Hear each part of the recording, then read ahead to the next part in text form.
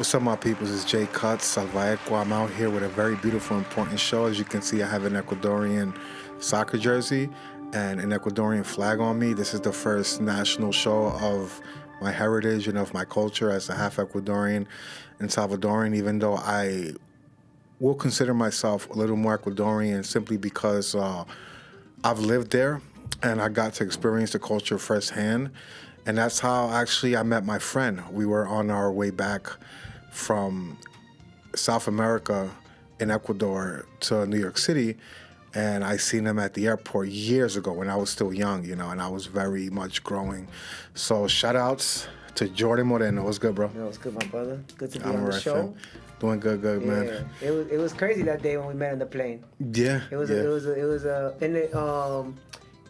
not even like, it was just us getting back home, and then all of a sudden you were in the plane, and we ended up sitting next to each other, and we just started kicking it. And one thing led to another. We've been friends ever since, man. It's been a long time. We've been to a couple parades. Yeah. This is like the week of our Ecuadorian pride in New York and New Jersey. A lot of Ecuadorians are celebrating Dia de Agosto, which is August 10th. This is the first cry of liberty by our people when we said no more to the Spanish crown. And for a lot of Ecuadorians, it's a sense of pride that we're in our new home here for now. We're here in the States, and we still never forget the heritage. We don't forget the culture, and we're proud of being Ecuadorians, man. And this is a beautiful week to celebrate our culture and to share our culture to everybody, to know that we're just a hardworking people, a people that want to contribute, a people that want to share our culture, and a people that embrace everybody, man. No matter what walk of life, we just like to just show us our humbleness. And like my man Cuttz said, his family's from Cuenca, the Sierra. The Sierra, yeah. Yeah, and I'm from the Costa. I'm from a town called Daubles, right by Guayaquil.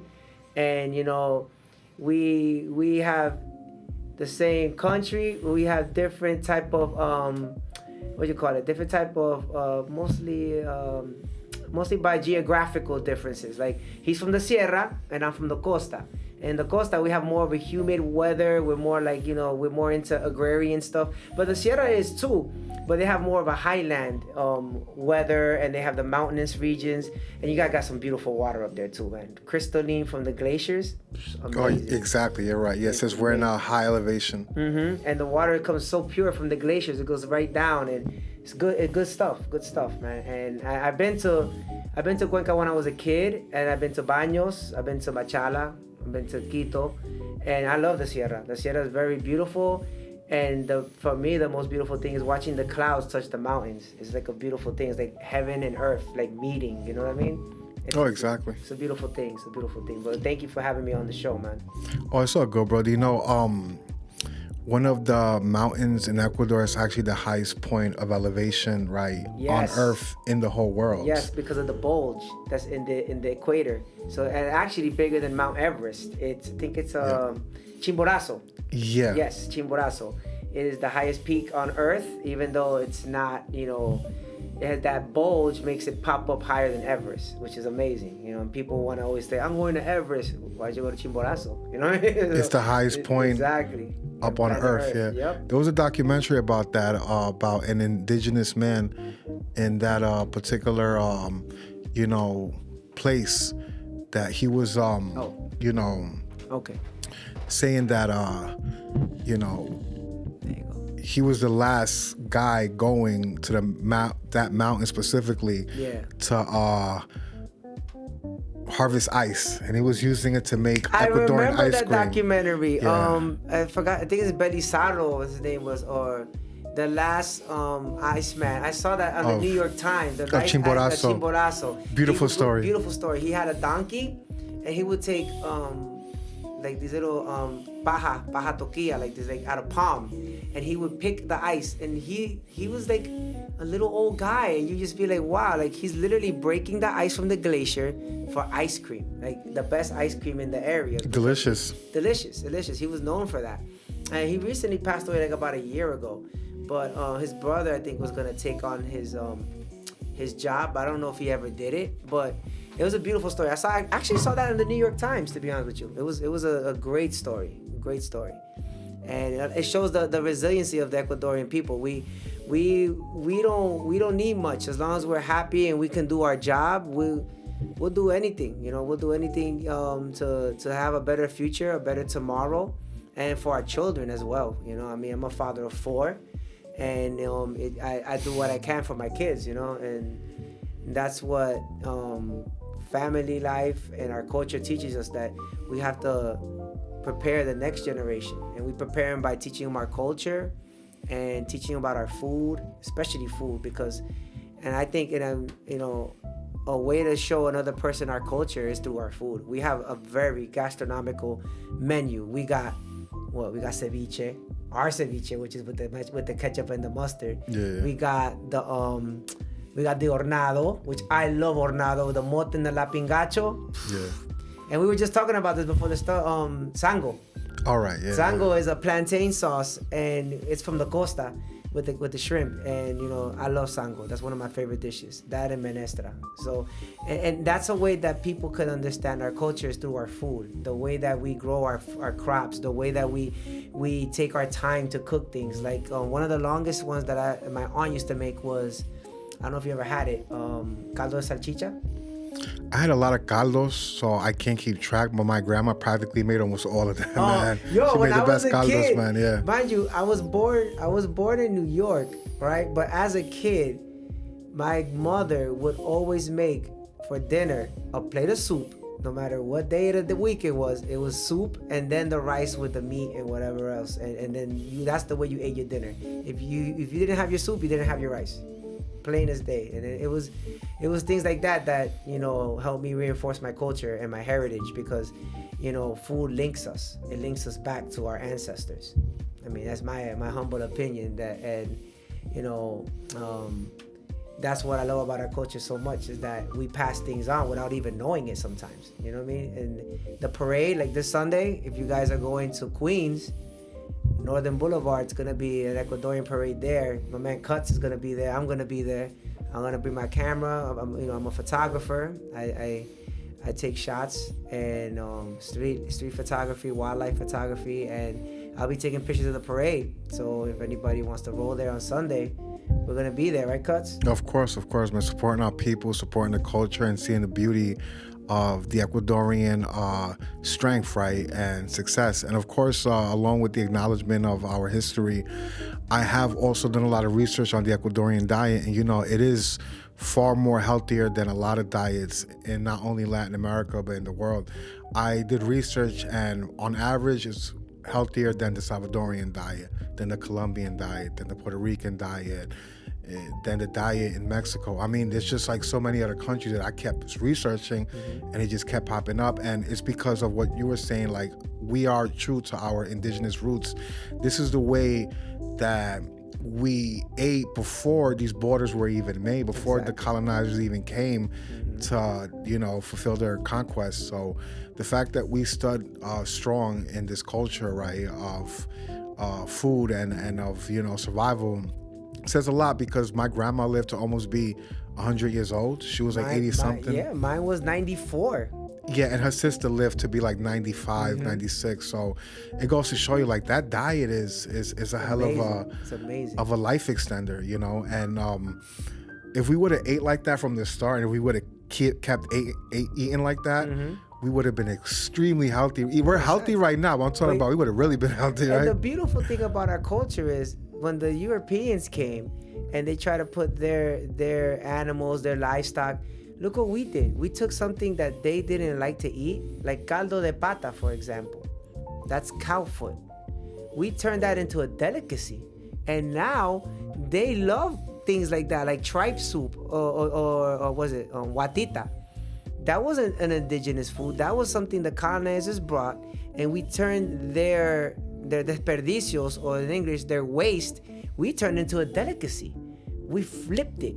We made something out of nothing. And that's the resiliency of our people. Like, we can take something, you can give us food scraps, and we'll turn it into a gourmet meal.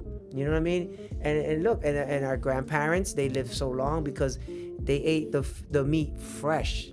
They didn't put hormones in it. They'll get the chicken, they'll grow the chicken, they'll nurture it, and they'll kill it. But you know what? That's the beauty of eating organic meat, organic food, instead of putting all these chemicals in it and processing things to keep the animal fatter so maybe we can have more muscle, more meat. But we go and we have a thinner chicken in Ecuador. We'll have thinner pigs, but we have better meat. And that way, it's better for our bodies. And it's a very beautiful thing about our culture. You know, like in the north, you got the Afro-Ecuadorian culture with encocado, beautiful food. I learned to make encocado because my daughter, she's like basically a pescatarian. She only eats mostly seafood. So I learned how to do mostly the seafood because that's her taste. She doesn't really touch the meat, but fish she loves. And I learned from every part of Ecuador. Every part of Ecuador has their own gastronomical food, but at the same time, it links us all because we all love that food, no matter what part. If you're from the costa, you love Sierra food. If you're from the Sierra, you like some costa food. And if you're in the costa, you like the one from the Oriente. Oriente, I never really had, though. I never had the worm thing, to be honest with you. Oh, yeah. But I was always interested in it. I don't know why. Like, I'm curious just so I can knock it off because I did eat frog legs. So I said, you know what? I gotta try it when I go to the Machala or something. You know, I'll try it. I'm willing to try new things. It makes us more adaptable. You know, but exactly. What do you think about Dia de Agosto, Cuttz? What do you think how important it is for us? You know, for celebrating our independence, our first grito de independence. It's essentially what made us into the nation that we are today. So it's something to respect and to honor. And even though we feel some type of way, you know, due to the colonization from the Spaniards, we do have to also accept that without that historical situation going on, we wouldn't be here exactly, right? Because you recently told me you went for a DNA test. Yeah. And you found out that you were more diverse than probably what you thought. But that's the, you know, very common experience, I think, in Latin America because we all are a product of the mixture. Mm-hmm. So speak about that, about, you know, your DNA ancestry. So, yeah, I did the ancestry DNA and I thought, you know, it's going to come out like whatever, mixed or whatever. But when I did, I came out 57% Native American. Now, mind you, Native American means the whole Americas. Thank you, yeah. So I have 57% Native American, and I have 16% African, you know, from Nigeria, from the Congo. And it shows the diversity. And the last 12 or whatever percentages is from Spain and Italy, like the European side. From Italy, wow. Yeah, Italy, the Basque region, which is by Spain and Portugal. There's a little area called Basque. And that I have a little bit of from that area in the northern region, like by Asturias. I have a little bit of that and a little bit of Jewish. You know, I didn't know. There's Latin Americans with, you know, Ashkenazi Jew. Yeah, I have 1%. Bloodline, 1%, you see? Mm-hmm, I have 1%. Wow, you're Jewish, you're a man of God. Shalom, bro. All right, that's what it is, bro. I probably am too now. I mean, I kind of feel like it, you know. It's the beauty of the whole Latin American experience is that it's tragic that the colonizers came, but yet, without the colonizers, we wouldn't be here. Like, a part of us are them, but at the same time, a huge part of us, you know, we're indigenous. We're African too, you know. And the beautiful story, I've never heard of the one from Esmeraldas. You ever heard of Isa? Forgive me if I say it wrong. I know his name is Antonio de Iseldas or something like that.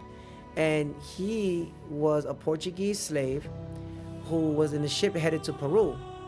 And the ship crashed in Esmeraldas, present-day northern Ecuador, and they took out all the slave masters. They took them out on the boat, and they swam into the shore. And there they made peace with the natives there, and with his leadership for I think 150 years, he kept that part of Ecuador under African indigenous control. Spain had to do a deal with him in order for the Spanish crown to do trade in that part of Esmeraldas. Wow. Yeah, that's some interesting stuff. It's a very famous Afro-Ecuadorian. So that explains the African heritage in Esmeraldas, which is very huge. Very huge. You know, because that's like going to Africa, basically. Even some of the clothings, the music, traditions. they play bomba. The music, yeah, it sounds African. It doesn't sound South American necessarily. It could be mixed with indigenous cultures. They do. but you can see where they really came from. I'm saying through the observation. Exactly. You know? And the beauty of Esmeraldas, in my opinion, is they went through the adversity and they resisted. Now, mainstream media, they like to not show those type of stories. And I think as an Ecuadorian that we should showcase those type of stories because it shows our resiliency, it shows our rebelliousness, and it showed that Spain didn't control all of Latin America under their thumb. There were pockets of resistance, even during their conquest. Esmeralda stayed for like 100-something years.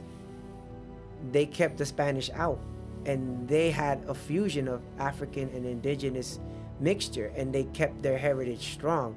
But they don't want you to know that. They just, in the books, in the textbooks, they always talk about, oh, Spain controlled Latin America. No, even in like El Salvador, there was resistance. But they never want to showcase the resistance. They just want to show dominance because, oh my goodness, we can't have these people show that they fought back. We did fight back. The disease is actually what exterminated a lot of the Native Americans. It wasn't, people think it was brute force supremacy. No, there was disease. And if you think about it as a human being, you could be the biggest, strongest guy in the world. When you get sick, you get sick. Oh, yeah. If somebody picks a fight at you in a stage like that, tell me how you feel and then see how you react. Because the reality is that when you're weak, right? And of course, those that want to attack will usually attack when you're at your weakest, unfortunately, right? But I do love the statement that you said about Native Americans are indigenous people that are native to the American continent. The colonizer defined it as people more in North America and what we call today the U.S., that they were classifying the indigenous tribes from there as Native American, and then from Central and South and down, they were now another type of indigenous. But that definition came from the European colonizer mindset, which was also built with the sense of supremacy. If you think about it, how am I going to go to Europe and tell you that you're a native European just because you're Northern? And how about the people in the South? How about the people in the West, East? How about the people in the surrounding islands that are still technically a part of the European continent? So how am I supposed to go to your part of the world and define you and say that you're not native European just because you're not from the North? So for people to come here and act like, oh, well, we're gonna deport all these indigenous immigrants because they're not American, you're completely wrong. A lot of them are in fact Native American, they're mixed like us, and you don't have the right to define us because you're, for example, don't have as much historical ties to the land as us. Exactly. And the reality is that an American is an American, right? Because he's from the continent, but a Native American is an American, indigenous native born to this land because he has DNA historical ties to this land. And that's a beautiful message that you highlighted. Exactly. And I'm so glad that you said that because I had to say that, and you put me in a position to do that. Thank you, bro. It's all good, bro. No, it's all good because you know what? At the end of the day, Ancestry and all these other DNA people, they don't say North American. And remember, the Americas is North and South. It's the whole continent. The U.S. is just the United States of America. They're just states. But the Americas as a whole is North and South. It's the whole hemisphere. With the surrounding islands, too. Exactly. With the Caribbean and all that. The Caribbean, they're all part of the Americas. You had Tainos in the Caribbean. People tend to forget that, again, because a lot of Hispanics turned light skin or darker skin or maybe may not carry as much indigenous DNA, but an explanation for that is more indigenous natives died in the Caribbean and were mixed. Yes. And more indigenous bloodlines survived in Central and South America. Of course. Which is why, if you think about it, the stereotype is that people that are ignorant classify us all as Mexican.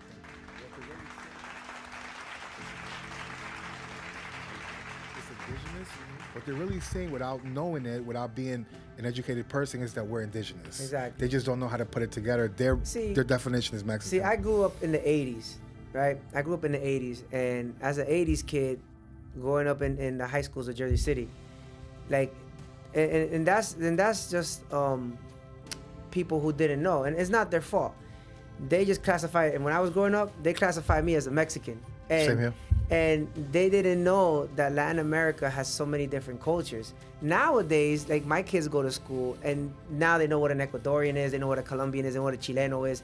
Now they know because now we're more in the forefront of expressing our culture. Like, that's why to me these parades are important, because it not just showcases our culture, but it shows everybody in the States who we are. It doesn't just show, oh, there's just a bunch of Ecuadorians wearing flags here. Like, no, we are showcasing our culture. We are showcasing that our children are part of this culture, as well as we want the whole world to know that, you know, we are a people, and we're a proud people, and we're a hardworking people, and we're people that embrace everybody, because we come from humble roots, and we know what it is to work for our children, work for a meal, keep the lights on in our house. We strive what's for what another tomorrow. And I love the fact that these parades in the summertime, whether it's Ecuadorian, Dominican, even the 4th of July, we're just showcasing cultures that other people that are not affiliated with us can see, and not be thinking of us as stereotypes. Like, I know some people, you know, they look at us lately with the whole migrant crisis. They look at all of us as thieves and robbers, and that we're on mopeds stealing people, but we're not. We come here for a better tomorrow. I mean, the situation in Ecuador is very sad right now, because with the cartels doing their thing down there, and like even recently, I think 2 weeks ago in Playas, I don't know if you saw, they had a massacre. They killed like 10 people in a pool hall. They were playing pool, and some sicarios came in, and they just sprayed the whole place, and they took them all out. And most of the people that are leaving Ecuador or Colombia or Peru, they're escaping that violence that is being fueled by the drug consumption in the United States. By the drug trafficking, yeah. Exactly. But if there was no supply and demand, we wouldn't have this situation right now.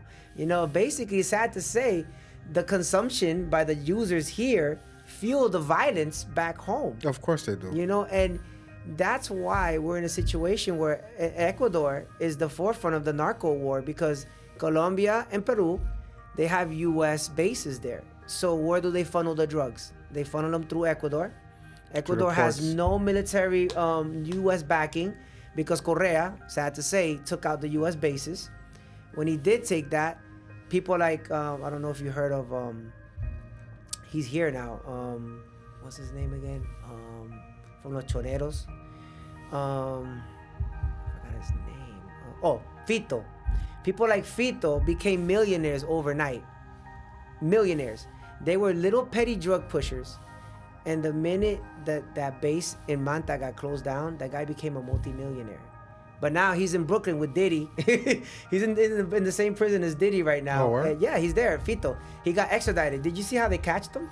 Isn't that the guy with the, he has a lot of beard and long hair, and he's kind of fat? He actually did a music video in the prison that he was in. Oh, for real? Yeah, if you YouTube Fito, Narco Corrido de Fito on YouTube, this guy did a music video in his prison cell block. And it's a song glorifying him as like this capo guy. Of course, right. And this guy right now, the way he got busted, it should be on an episode of Netflix's Narcos. The guy had a multi-million-dollar house. Somebody tipped off the military. They went there. They got his daughter was there. They got her. He was hiding underneath the kitchen. And the door was like, it looked like a marble floor, but it was a sliding door. He was hiding underneath on Chapo style in an underground bunker. And what they did was they broke the vents so he couldn't breathe in the basement, and he had to get out. And after hours, he got out of the bunker, and then they arrested him, and he's been extradited. Now he's facing justice here in the U.S. because, of course, sad to say, governments in Latin America, instead of giving these guys justice, they cater to them like they're kings, and they turn cell blocks into like condos. And, you know, and the last time he was in an Ecuadorian prison, he was there during the Correa years. He had pit bulls. He had a fish tank full of tilapia. He had fighting roosters. He had everything. He lived like a king in the prison block. So that's no justice. So they extradited him here, and right now he's with Luigi, and he's with Diddy. In the same prison place right now. Those are big names too. Yeah, and he's there with them. He's waiting his arraignment, and it's something that, you know, U.S. media doesn't put that much attention to. But in a sad sense, we kind of created these Fitos. We created these guys because our insatiable hunger in the U.S. for drugs fuels these guys to get rich overnight. Like these guys didn't even know how to make get a regular job. But what do? They push some drugs, and next thing you know, they're multimillionaires. And those are the type of people that we as Ecuadorians should not, hold as heroes. These guys, Hell no. These guys are against our culture. These guys are just fueling their own greed. They're against the people. They're against the people. And what do? They corrupt the government. And the next thing you know, we have a shattered system, and that's why Ecuador's in chaos right now. And he's also right. He was connected to a foreign threat or entity, which is the Mexican cartels. Of course, yes. So that's one thing that I also spoke about on the platform, and I want to remind people, like, it takes us to really allow the situation to happen, because there was Ecuadorians that were swayed into that lifestyle because of the monetary gain or the power or the influence that's attached to it. I think it's systematic because of it all started it got worse during COVID. COVID destroyed a lot of economies. Ecuador had a very strong touristic economy because we have a lot of nature. We have the Galapagos Islands. We have the Yasuni rainforest. We have a lot of beautiful things that people like me, as a photographer, I would love to go to Ecuador and shoot, like the harpy eagle, which is a beautiful bird. It's bigger than the bald eagle, and it has claws like a bear. And that's something I would love to do.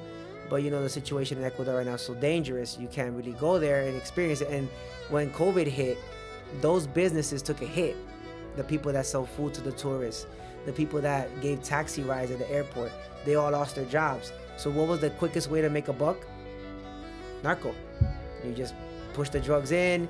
There's truck drivers that push the merchandise, they get paid money, and all you had to do was drive it from point A to point B. And these guys became rich because they had necessities. And COVID took a lot of people's businesses. I mean, COVID really did damage to Latin America more than the US did. The US, we took a hit, but look, we got back on our feet. But right now, Latin America, they're still reeling from COVID. And I think COVID was, it was a big mess. It was a big mess because we did all this quarantine stuff, and we still have COVID. It's still around. It's very frustrating to know that how the media can scare an entire people to thinking, oh my goodness, we have to lock ourselves up. But it's still around. I didn't think that was gonna 100% work, and if you think about it, it actually didn't, because what really matters is for us to be healthy overall, like eat good, take care of ourselves, and also have the immunities, right, to overcome these diseases. But historically, diseases have plagued the earth for hundreds of thousands of years, so this is not anything new. But like the Black Plague, people that survived that are people like that ate good garlic and ate like natural antibiotics, or had cats to eat the rats. Yeah. Like there's more circumstances than just trying to run away from it. A perfect example is in the Amazon. I don't know if you ever saw the bullet ant. It's one of the most the most venomous ants in the Amazon. Dangerous ants. Look what the indigenous did. They take that bullet ant's poison and they put it on their kids. I mean, it's very graphic. If you ever see the documentary, the bullet ants go on the kid, and they're doing like basically like a ritual where they're injecting the poison into the kids. But you think it's abuse, but when you think about it, they're actually saving these kids' lives, because what happens is the venom, it becomes an antivirus for the kids. So when they get older and they get bit by a bullet ant, it doesn't have the same effect as it did when it was when they were children. So they actually built immunity towards that disease or towards that poison. And why? Because at 10 years old, they were injecting them with a whole, it's like mittens, and it has nothing but bullet ants, and they get stung, and they make them walk and circulate the blood. But as the venom's pumping through their body, what is it doing? It's creating now an immunity towards it. And we as a people should know that if we take care of ourselves, we diet, we exercise, we go back to the ancestors and see the things that they ate, the medicinal things that before Big Pharma came and started making money off pills. What did we do? We take roots, we take plants, and we turn it into something herbal, and it cleanses our body. Like even like Jamaican flower, for example. It's a beautiful thing to take as a tea with lime, cleanse your body. And we have to get back to that as a people. We have to get back to our roots, because not everything is through pharma. Now everything has to be through the media. Like they look at the latest craze with the Ozempic. It's crazy. You don't need Ozempic. What you need to do is diet and exercise. I'm living proof. I lost like almost 50 pounds. Right. And I didn't take Ozempic. I ran, I cut the carbs. I did my diet. 3 months, I lost 50 pounds almost, and it's all here. You know, you have to have that drive, and you have to go back, and you have to see, well, if I was living back in the 1500s, how would I do it? I wouldn't take a pill. I wouldn't take a shot. I have to do what I have to do, and it works. You know, we have to stop as a people and look for the magic button. You know, that's Exactly. my opinion. Yeah. No, of course. I 100% agree with that. You know, especially as an indigenous person, you know, we had cures. You know, we had ways of surviving that surpass the colonizers that have arrived. We actually taught them how to cultivate these crops, these resources. The tomatoes are actually native to South America. The potato was also native to South America. The chocolate, right, that people enjoy all over the world is also native to South America, that particular plant, the cacao. And again, if it wasn't for us contributing this to the human world, you know, especially the world that found us, you know, people wouldn't have these resources at the moment right now. So when there's a sense of superiority that's supposedly over us, right, because of the conquest that happened historically, I just want to remind people that you can't take something away that doesn't belong to you. First of all, the whole world belongs to God. The land of the world belongs to God. But we were handed this part of the world, this land, as natives, right, to take care of it, to watch over it, right? But land, and to be exact, it doesn't belong necessarily to one person, to a racial group, because you can't take away something that you can't have all to yourself. So even if people think that we lost the land, they're completely wrong. You cannot take away something that you cannot keep to yourself. You're obviously sharing this right now, and this is how it has to be for the remaining time of it. You might try to deport people, you might try to tell them this and that, you might have an ignorant mindset when it comes to the topic, but when you take something from somebody, you completely have it to yourself. You cannot take this land like you cannot take the sky, like you cannot take the stars. How some people right now have a business of selling stars. How are you going to tell me that this star belongs to him when this star, you can't grab it? He can't. It's not a tangible thing for you to take with you. You can't take the land and go back to your country. Right? So it doesn't belong to you. So technically you might put all these man-made rules around it, but the reality is that the connection to the land is actually more than just something physical, like people want to put it, and it's actually a spiritual type of connection to the nature, to the animals, to the resources, which is actually deeper and showcases our, you know, intellectual, our resiliency, superiority in a way, not racial or man-made, not like I'm saying intellectually. It takes a high level of thought to say I am one with this beautiful nature, with these beautiful mountains, with this beautiful land, and I don't need a system of rules to dictate how it functions. Because when the colonizers came, the indigenous people didn't understand that you can buy land, or that you can sort of like have it to, own it. We got conned because you know what? We didn't know about currency. We didn't use currency. No, we did, but not monetary. Yeah, not monetary. Like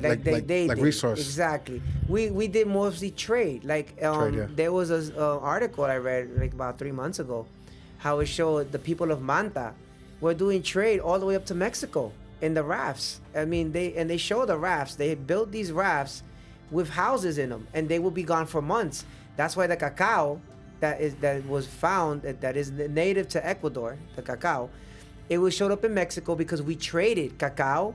We traded. That's why people think it's from Mexico, but it's not. It's cultivated there because of the grounds that allow it to be. Yes. But it's native to South America, Ecuador in particular. They actually did a study. We have cacao that's over 200,000 years old in Ecuador. And what happened was in Manta, we had a lot of traders. Now, the Native Americans didn't trade with monetary with gold coins. No, we traded with resources, and we traded with food, and that's how we did our bartering system. So they would take cacao, they would take the spongyless, the conch shells underneath the Pacific Ocean. they would take those and they would trade things from Ecuador, ship it all the way up to Mexico, and trade with the Aztecs and trade with the Mayans and trade with the other indigenous cultures. And then they would bring back stuff from Mexico back down to South America.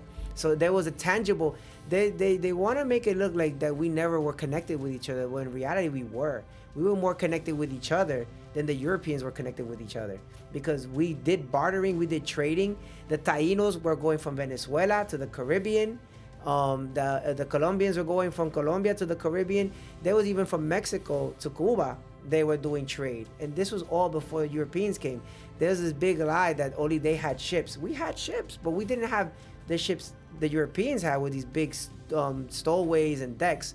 No, we had rafts with houses, and we stayed there for months on end, and we chugged along up the Pacific Ocean, and that's how we did a lot of trade. But look, this is the thing too. This is the historical beauty of the fact. Europeans had a reason to find a new continent or a new piece of land or a new opportunity because of the poverty, the socio-economical disparities, and the injustice that was actually going on in the European continent. When the Constitution of the U.S., when it was written, it was written by the, founding fathers at that time, right? That had the logic that they couldn't trust their own European political structures, which is why they said that you have the right to bear arms in case the government turns against you, because that's what happened historically in Europe. When they came over here looking for a way out of that poverty and oppression, and unfortunately it turned toxic, because what happened was they were trying to escape the struggle so much that they made up a racial superiority system to make sure that they never go back down again. But when they made that in the Constitution, it says that they had the right to protect themselves in case their governments turned on them, like their own turned on them in Europe before they came here. Indigenous people had such a great time on their land. We didn't have to think about going out to find or colonize new parts of the world, because we already had the wealth, we were already clean, we already had the resource, we already lived a fulfilling life. Exactly. But when they came here actually looking for a way out of the hellhole that their own European politicians or queens and kings, their monarchy has caused them. Because of course there was wealth in Europe, but the disparity of wealth and poverty was still a huge gap, which goes to show you that in reality, if racial supremacy really exists, why is that happening? Because we didn't have that. The media is what makes people think that somebody's better or they're better. But if you look at things historically, on a historical, factual level, we were ahead of them in many areas. And it's not because of our race, it's not because of how we look, it's just because of how we lived. Exactly. And so if they would have adapted to our way of life, I think there would have been more of an equal share of wealth amongst the whole continent. And I'm glad that you speak on it, because if you think about it, where do most Americans want to go when they retire? They don't want to stay in the U.S. They go to Latin America. Oh, they go to Ecuador. My dad told me they're out there like crazy. They're in Mexico. They're protesting in Mexico against European Americans because they want them out. Yeah, there's a reason. So if you're better, why are you heading Why are you retiring down there? You know why you're retiring there? Because the quality of life is much more easygoing. Yeah. We're not materialistic. We're not, I need to do this. And I know we are happy. And I grew up in both countries, so I thank God that I did, because when I used to go to Ecuador, at 6 o'clock, everybody's home. At 6 o'clock, you're out there playing soccer in the afternoon, you're relaxing in your neighborhood, you're out with your vecinos, with your neighbors, and you're enjoying your community. Here in the States, where do you have that? You barely have that type of community. And I see, sad to say, that I see more community in the projects and in the hood than compared to suburban areas, because they are so, and if you notice, most of the suburban areas, their children are the ones that have suicidal problems. They're the ones who have drug addictions. They're the ones that are going through all these psychological traumas because they don't have a sense of community.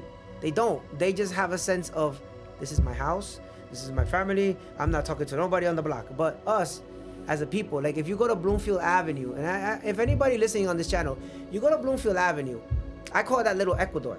All right. The whole strip, from the beginning of Bloomfield Avenue all the way to Bloomfield, New Jersey, it's full of Ecuadorian businesses, multi-services, restaurants,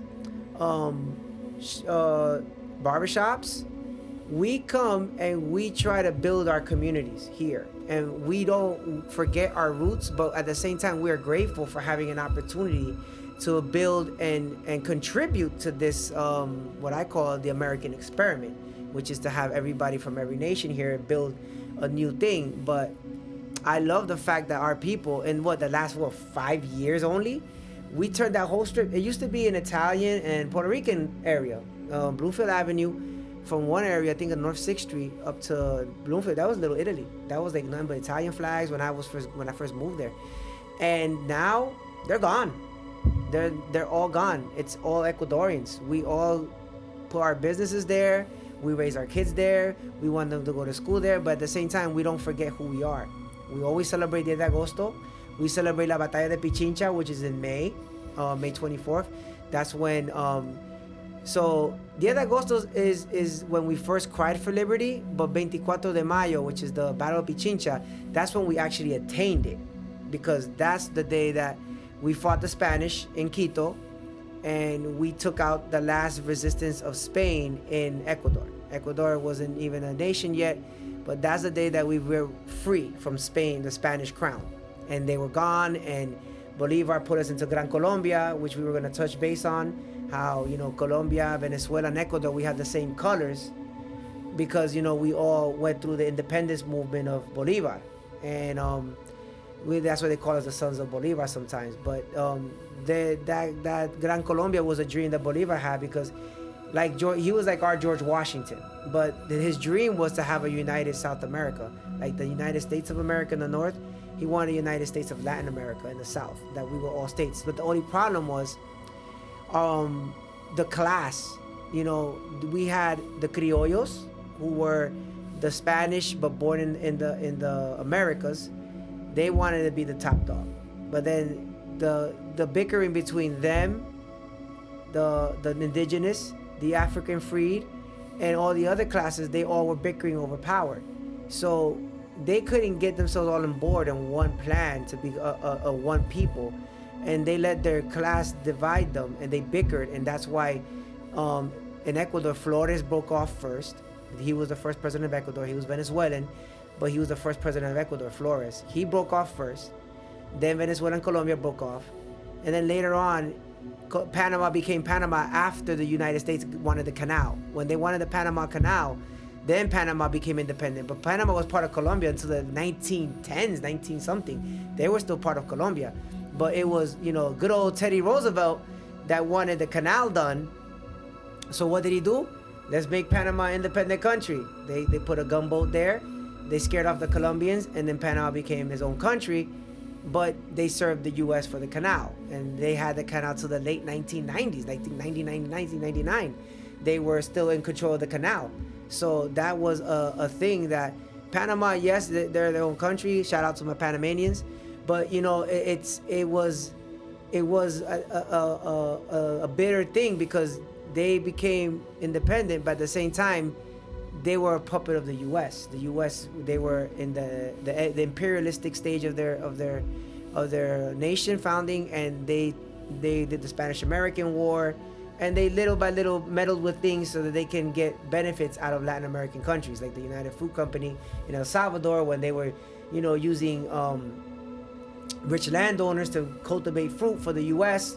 at cheap labor, but they had their hands in our resources, and then when we stopped doing that, they stopped paying attention to us. This was even recently with Obama. They stopped paying attention to Latin America, but before that, we were known as their backyard. Why? Because we had all the resources, and they just loved taking it. But history. I got you. And do you know what makes me proud of being indigenous, Ecuadorian, Salvadorian, right, mix as well, is indigenous people, right, in the historical record of the world, we never colonized foreign land. We never tried to impose our beliefs on other people. There's certain nationalities, like nationalities from the Middle East, when you're talking about the Arabs or other people. Not all of them, but I'm talking about historically. I'm not talking about each and every single one. I'm talking about like but I know, I'm saying like you're talking about like when they invaded Spain, they had them for 400 years. But this is what I'm saying. Like caliphate. There's so many examples of other people from other ethnicities or genetic bloodlines that speak about colonialism and colonization when their people did that. Their exact people did that. We're the ones, us native indigenous people, we're the ones. Yeah, we had wars, tribal wars in our own land, and maybe in our own land there was like some type of, I guess, conquering, right? But we kept it in our continent, for example. We didn't go to Europe and play that game. We didn't go to Africa. We didn't go to the Middle East, play that game. We're one of the few people, right, that can really, or one of the handful of people that can really speak against the colonial powers, the colonization, the injustice, the taking of somebody's land. We're one of the few ones that can speak about that and not be hypocrites, because historically we have not done that. But when you go and take this ideology to certain parts of the Middle East or North Africa, I understand that you're saying a reality, but your people actually did what the Europeans did on that side of the world. They actually did that. So when you're speaking about it, I just want you to be aware that you know, we have more of a right to speak about it because our people did not do that. We did not do that. If we would have, I would admit it and say, yeah, we were a part of the same problem. Like no, because even like the Incan Empire, which was huge, right? It was huge. We didn't kill. We didn't. We intermarried. They were more peaceful. We intermarried with other tribes, from Peru all the way to Colombia. We intermarried from Chile because too. Nobody, the indigenous didn't want to kill each other. No, they wanted a nation, yes, but they realized the power of unity. Yeah. So what they did was they intermarried. They would have the chieftains of this tribe go with the priestess of that tribe, and they would intermarry to establish a peaceful unification. As for other cultures where they're known for raping, pillaging, taking resources, and then claiming things for themselves. We didn't do that. We tried the least possible way of having a war. And the only way that the Europeans just had good timing. They were lucky when they got to us, because I mean in Latin America's thing with the Inca Empire, Atahualpa and Huáscar, they were literally just finished the war, and Atahualpa just won. So then when Pizarro got there, you know, Atahualpa was weak from that war. So the Spanish took advantage of a divided Incan Empire that just finished a civil war, and that was just a war to end who was gonna be king. Took advantage of it, and even with the Aztecs, they just got there at the right place when it was the wrong time for the natives. What happened was this too, right?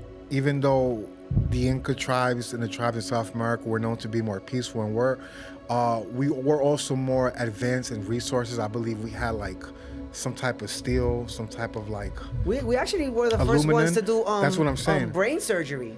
We actually did that. The Europeans took it from the I think the Incan Empire, where they were doing from the, like, you know, when they hit them with the clubs, they would get like gashes. They did brain surgery on people. Wow. And they learned certain techniques from the native tribes, and they learned how to do brain surgery while the person's awake and do anesthetics. I mean, the coca leaf, I mean, in the words of the coca leaf is a natural leaf that people use for high altitude. So in Peru, but the Europeans turned it into a drug. Unfortunately, they put these other chemicals. They put us in danger.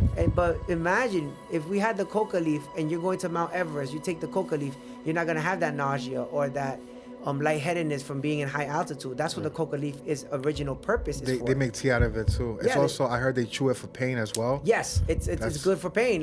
That's what it's supposed to do naturally. Like marijuana. It's a plant that is good for people with PTSD. It's good for people who are with Parkinson's disease. It has a lot of medicinal purposes. One of my favorite ones that I actually want to try is the ayahuasca tea.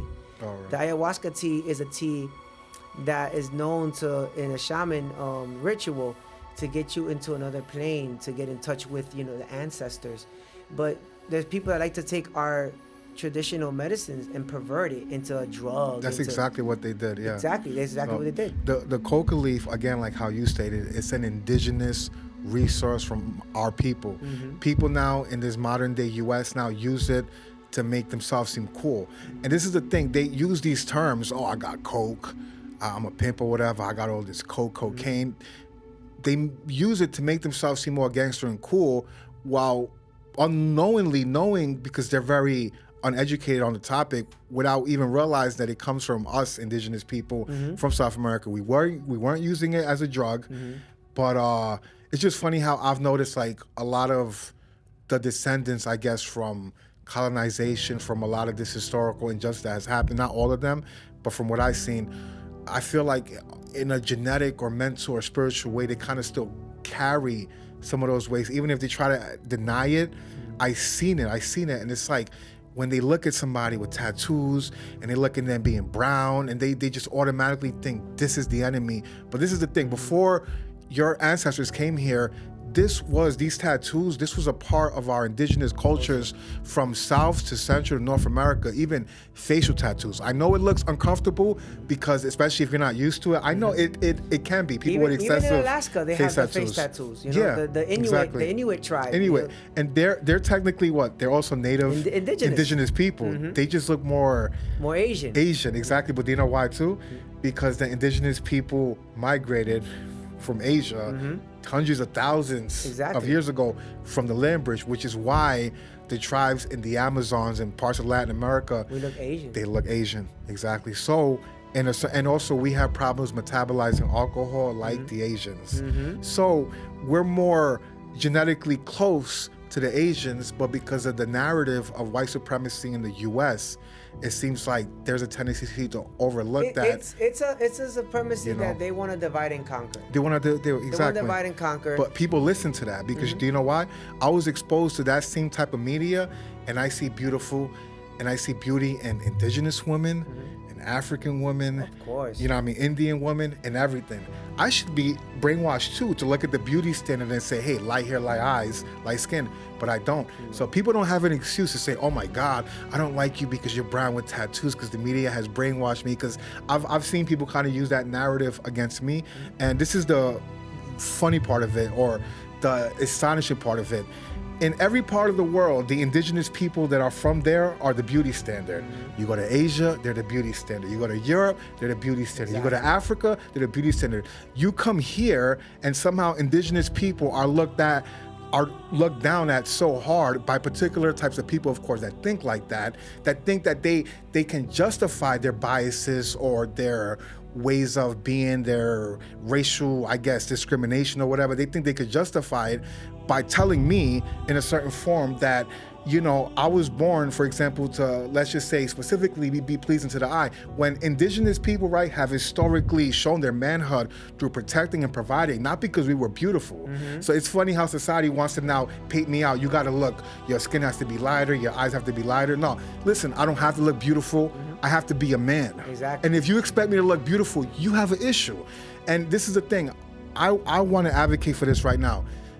I want indigenous beauty standards to come back to our land. Stop putting these foreign beauty standards on us that we don't care about. You care about that, you keep it to yourself.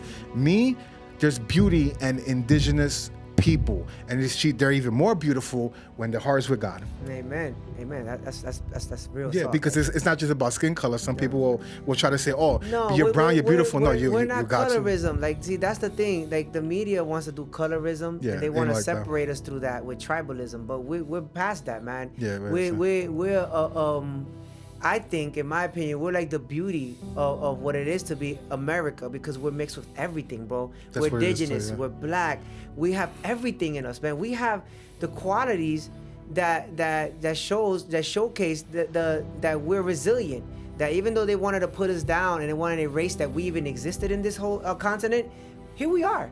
We're here. The indigenous blood overpowered, actually, right? Because I'm mixed too. You're mixed, but look, our indigenous blood overpowered all of that, right? So that says something. But I appreciate you for also saying that, because again, look, there's beauty in all nationalities. There's beauty in all skin complexions, all cultures, right? Especially when they're with God. But my thing is just to, uplift indigenous people and to let them know that in a society they that holds them to impossible beauty standards, they think that they're gone. beautiful. They think that we're gone, but we're not. No, and then that's something else. The stereotype of the vanishing indigenous Native American irritates people because when they realize that we are the originals, they almost deny it. And that's the reason why up to a certain point, we are more ostracized than a lot of the migrants that come here, whether they're from Africa, they're from Asia, somewhere else. You know why? Because there's not a narrative of the disappearing African or of the disappearing Asian. There's a narrative of the disappearing indigenous man. And when they see big, strong, capable, intelligent indigenous men like me and my friend right here, it's almost like, oh my God, I thought we exterminated you. And it's like, you wish you just took out some North American tribes like crazy, but South American tribes, Central American tribes, we're all coming back here. And that's who they're targeting to deport. And when you look at their narrative, I understand, I'm not talking about justifying the indigenous people that are here to commit crimes. I'm talking about the hardworking ones. Leave them alone because they came here to contribute to the American fabric and the American way, and they have a right to this land. And I believe it's tied to the prophecy that this land is returning to us. And it doesn't have to return to us in a political way, but in the form where we're here and we are here. And we're here to have a better tomorrow. We're here for our children. Like as a father of 4, we're here so that our kids can have a better future. I mean, we love our land over there. We love Ecuador. We love everything in Latin America. We do. Honestly, we do. If the situation was better, heck, I'll be back over there. But right now, the way it's being torn apart by the greed of up here, because if it wasn't for the insatiable greed of the consumer here, and nobody wanting Coke, we will have a quieter country back in Latin America. Beautiful. Because amazing. we have a great economy. Trees, we have tourism. We have ecotourism. We have our beauty of our history there. We have a good economy. I mean, I have people in Ecuador that survive off $700 a month. You can imagine you can survive off $700 a month. Of course. Imagine a bilingual person going to Latin America. I can make a tourist shop. Boom. I'll cater to tourists. I'm good. My rent would be $150 a month. Who can have rent $150 a month here in Staten Island? Nobody. Exactly. Nobody. And at the same time, right, I also do want to say that the Amazon, right, runs through many countries of South America, and Ecuador is probably one of the first, right, where it meets the Amazon, right? Yasuni, right around there. And the Amazon is known as the lungs of the earth. Look, us indigenous people, the ones that society wants to look, that you want to say, I look like this or I'm low, we have maintained and we have cultivated and we have nurtured the lungs of the earth for you to survive. How are you more than us? Exactly, brother. How? We're about to, sign out, man. Is there anything else you want to say, bro? It's been an honor, man. It's been an honor to be here, man. Hopefully I could come back, man. We could talk some more, but... Of course. I hope everybody goes to the parade this Sunday. That's going to be great. I'm going to be here with Cuttz. We're going to go take some pictures. We're going to just enjoy the culture, enjoy our heritage, and... if you want to follow me on Instagram, man, it's Jay Moreno Photos, and you can check me out there. I got my work there, my portfolio's there for you guys to see. I do wildlife and street, and my man Cuttz right here. Is an honor to be in your show. Hopefully I could come back. I appreciate you, man. Long live Ecuador. All right? Viva Ecuador. The meaning of life.